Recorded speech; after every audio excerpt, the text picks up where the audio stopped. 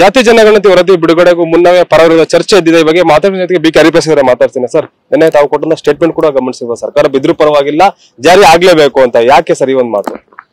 ಈಗ ಕೆಲವು ಜಾಗದಲ್ಲಿ ಏನಾಗುತ್ತೆ ಅನ್ನೋದು ಸಂಶಯ ಯಾರಿಗೂ ಬೇಕಾಗಿಲ್ಲ. ಕೆಲವ್ರಿಗೆ ಆತಂಕ ಆಯ್ತು, ಏನಾಗ್ಬಿಡುತ್ತೆ ಜಾತಿ ಗಣತಿಯನ್ನ ನಾವು ವರದಿಯನ್ನ ಜಾರಿಗೊಳಿಸಿದ್ರೆ ಅಂತ ಹೇಳಿ.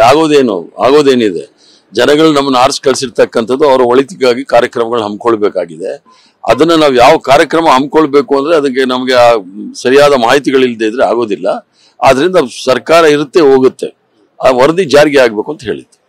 ಜಾರಿ ಆದ್ರೆ ಮುಖ್ಯಮಂತ್ರಿ ಕುರ್ಚಿಗೆ ಅಂತ ಕಂಟಕ ಇದೆಯಾ ಅಂತ? ಯಾವುದಕ್ಕೂ ಕಂಟಕ ಇಲ್ಲ. ಇದು ಕಾಂಗ್ರೆಸ್ ಪಕ್ಷದ ಕಾರ್ಯಕ್ರಮ. ಇದು ಪ್ರಣಾಳಿಕೆಯಲ್ಲಿ ನಾವು ಆಶ್ವಾಸನೆ ಕೊಟ್ಟಿರ್ತಕ್ಕಂಥದ್ದು, ಅದನ್ನ ಜಾರಿಗೆ ತರಬೇಕು. ಕೇವಲ ಗ್ಯಾರಂಟಿ ಮಾತ್ರ ಕೊಟ್ಟಿರೋದಲ್ಲ, ಇನ್ನು ಹಲವಾರು ವಿಚಾರಗಳನ್ನ ನಾವು ಜನಸಾಮಾನ್ಯರಿಗೆ ಆಶ್ವಾಸನೆ ಕೊಟ್ಟಿದೀವಿ. ಅದರ ಪ್ರಕಾರ ಜಾರಿಗೆ ತರಬೇಕು. ಇವತ್ತಿನ ಸಭೆಯಲ್ಲಿ ಏನೇನು ಚರ್ಚೆ ಆಯ್ತು ಸರ್? ಚರ್ಚೆ ಬಹಳ ಸ್ಪಷ್ಟವಾಗಿ ಅದು ಮುಂದಿನ ಕ್ಯಾಬಿನೆಟ್ ಅಲ್ಲಿ ಆ ವರದಿಯನ್ನ ಚರ್ಚೆ ಮಾಡಿ ಮುಂದಿನ ತೀರ್ಮಾನ ತೆಗೆದುಕೊಳ್ತೀನಿ ಅಂತ ಹೇಳಿದ್ದಾರೆ. ಆದ್ರೆ ನಮ್ಗೆಲ್ಲ ಸಂತೋಷ, ಸಮಾಧಾನ. ತಮ್ಮದೇ ಒಂದು ಪ್ರಣಾಳಿಕೆಯಲ್ಲಿ ಈಗಾಗಲೇ ಹೇಳಿದ್ದಾರೆ ಅಂತ. ಆದ್ರೆ ತಮ್ಮದೇ ಪಕ್ಷದ ಅಂದ್ರೆ ಸಮುದಾಯದ ಸಚಿವರುಗಳು ಕೂಡ ಶಾಸಕರು ವಿರೋಧ ಮಾಡ್ತಾ ಇದ್ದಾರೆ. ತೊಂದರೆ ಇಲ್ಲ, ಅವ್ರು ಪ್ರಜಾಪ್ರಭುತ್ವದಲ್ಲಿ ಎಲ್ರಿಗೂ ಸಹ ಅವ್ರ ಹಕ್ಕಿದೆ, ಮಾಡ್ತಾರೆ. ಅಂತಿಮವಾಗಿ ತೀರ್ಮಾನ ತೆಗೆದುಕೊಳ್ಳುವಾಗ ಎಲ್ಲರೂ ಒಂದಾಗಿರ್ತೀವಿ.